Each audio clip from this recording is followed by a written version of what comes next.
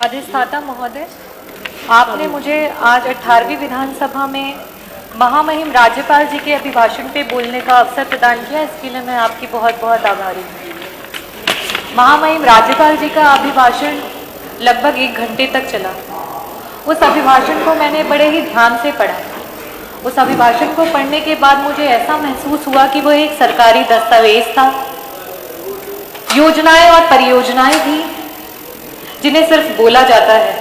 जब हम उसे अपने क्षेत्र में, अपने उत्तर प्रदेश में देखते हैं तो जमीनी स्तर पे उसका कोई भी स्तंभ नहीं दिखाई देता है। आज मैं सदन के माध्यम से अपने विधानसभा में हो रहे चीजों को आपके नजर के सामने लाना चाहती हूँ। कानून व्यवस्था की अगर बात करें तो मेरे विधानसभा में गोलियां चल रही हैं और अपराधी छुटे घूम रहे हैं। उनके ऊपर कोई कार्यवाही नहीं हो रही है। बच्चियां, महिलाएं सब आज डर में समाई हुई हैं और इस तरीके की सिचुएशंस हैं कि जिसमें जो रक्षक हैं वही भक्षक बन चुके हैं। आज अगर मैं हेल्थ सेक्टर की बात करती हूं तो मेरे विधानसभा में सड़कों की ये हालत है कि लंबी लंबी सड़कें जो मेरे विधानसभा से लेकर के दूसरे विधानसभा को जाती हैं, जिस तरीके से रामपुर बरसिटी निगोह मार्ग 22 किलोमीटर, जमालापुर बरसिटी बधवा मार्ग 25 किलोमीटर, अरुआवा दियावा बारीगांव मार्ग 8.5 किलोमीटर, कटवार सहरमा शाहपुर मार्ग 8.5 किलोमीटर, निगोह पूसा मार्ग 6 किलोमीटर। ये सारी बड़ी बड़ी मार्ग हैं जो मेरे विधानसभा को दूसरे विधानसभा से जोड़ती हैं।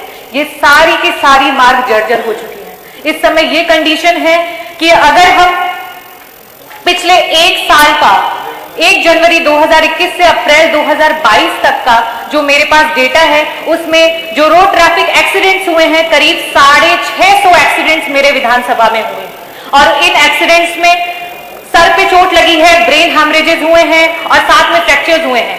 तो अब मैं आती हूँ स्वास्थ्य व्यवस्था पे। वहां पे जो कम्युनिटी हेल्थ सेंटर्स हैं उनकी ये हालत है कि वहां पे कोई भी आरटीए को ट्रीटमेंट नहीं मिलती है। जो भी आरटीए के पेशेंट्स होते हैं उन्हें रेफर किया जाता है। यहाँ पे बोला गया, जैसे कि मैंने कहा, योजनाएं और परियोजनाएं बनती हैं। यहाँ पे मेडिकल कॉलेजेस के उद्घाटन हुए। हमारे पूर्वांचल में भी मेडिकल कॉलेज का उद्घाटन हुआ, लेकिन वहां पे हम किसी भी आरटीए पेशेंट को रेफर नहीं कर सकते। उन पेशेंट्स को डायरेक्टली बीएचयू में भेजा जाता है और बीएचयू में आपको पता है कि इतना पेशेंट लोड है कि वहां पे बेड्स नहीं मिलते हैं। जो गरीब परिवार के हैं वो वहीं पे दम तोड़ देते हैं या फिर उन्हें कहीं प्राइवेट हॉस्पिटल्स में एडमिट कराया जाता है और इस प्राइवेट हॉस्पिटल का खर्चा इतना होता है कि उन्हें अपना घर बेचना पड़ता है, अपनी जमीनें बेचनी पड़ती है। मैं आपके इस सदन के माध्यम से मेरे विधानसभा में, क्योंकि मैं एक आई सर्जन हूं, मैंने एम्स से अपनी आई की सर्जरी की डिग्री एमडी प्राप्त की हुई है और मैंने अपने क्षेत्र में देखा कि बहुत सारे बुजुर्ग हैं जो कि मोतियाबिंद से पीड़ित हैं। जिस तरीके से बुढ़ापे को हम नहीं थम सकते हैं, उस तरीके से मोतियाबिंद भी एक ऐसी बीमारी है जो उम्र के साथ सभी को होती है और इस मोतियाबिंद की बीमारी के लिए मैंने देखा कि